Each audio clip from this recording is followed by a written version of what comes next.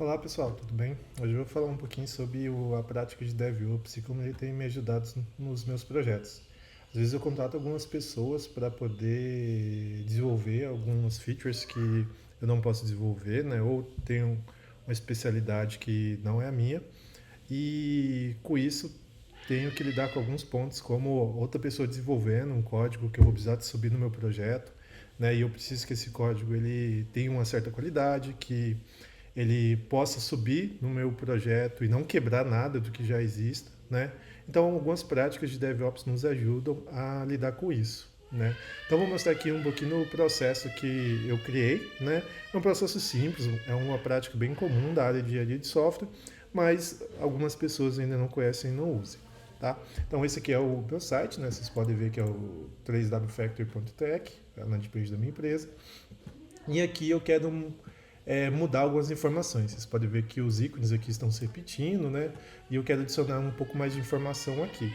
Né? Qual que seria o processo normal para eu poder fazer essa atualização contratando uma pessoa? Então eu iria falar para ele, ó, eu quero trocar esse ícone, quero adicionar um texto, passaria o código para essa pessoa via GitHub, ou mandando via e-mail, alguma coisa assim, e essa pessoa faria as alterações, me mandaria o código de novo e teria que fazer o deploy em um servidor, né? Caso a pessoa não tenha conhecimento de tecnologia, deveria pagar outra pessoa para poder fazer isso ou o próprio desenvolvedor fazer, né?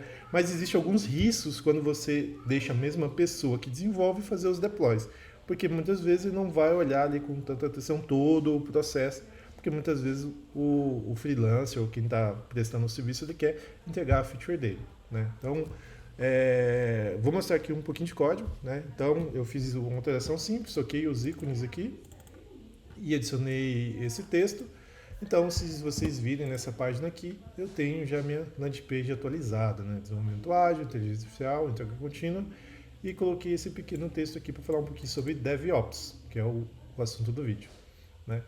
Beleza, e como que eu faço para colocar esse código agora em produção e ele atualizar aqui na minha aplicação, certo? Como eu estou com o código atualizado aqui, eu vou salvar ele e vou, através de um sistema que a gente chama de GitHub, né, fazer o commit da aplicação e enviar ela para o GitHub que fica na nuvem, certo? Então, vamos dar uma olhadinha aqui o código chegando no GitHub. E vocês podem ver aqui, né? Chegou até uma mensagem falando aqui que meu código já está atualizado. Então eu abro, a gente chama aqui um PR, né, um pull request, da minha branch developer, da minha branch main, crio o meu PR. E assim que ele terminar de fazer esse check, eu mando ele fazer o merge. Tá. Até aqui o GitHub faz esse processo só com código, ele não faz o processo de deploy. Então, hoje eu uso essa ferramenta aqui que é a Vercel, né? Ele faz tanto a hospedagem quanto o deploy automático. E aí ele tem alguns gatilhos aqui, né? Então, quando eu salvo o meu código-fonte lá no GitHub e eu aponto para uma determinada branch, ele sobe essa versão. Eu posso fazer tanto de testes aqui, né? Então, eu tenho uma versão de testes onde eu posso ver em uma determinada URL como é que está o meu sistema, né? Vocês podem ver que ela está até atualizada aqui, o link é um link público, quanto eu posso fazer o deploy para produção, que aí vai ser o DNS mesmo do meu site, tá vendo? Que é o DNS 3wfactory.tech. Quando eu clico aqui, vocês podem ver que ele já está atualizado.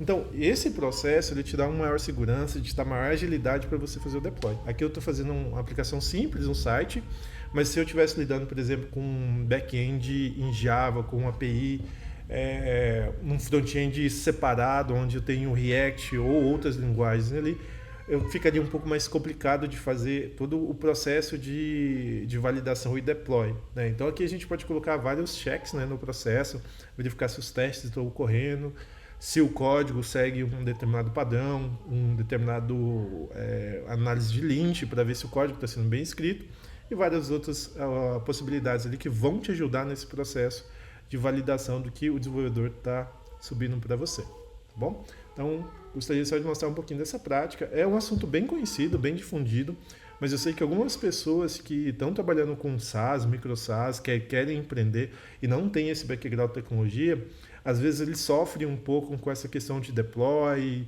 homologação, validação. E essa prática aqui vai conseguir ajudar bastante. Você pode precisar um pouquinho, né?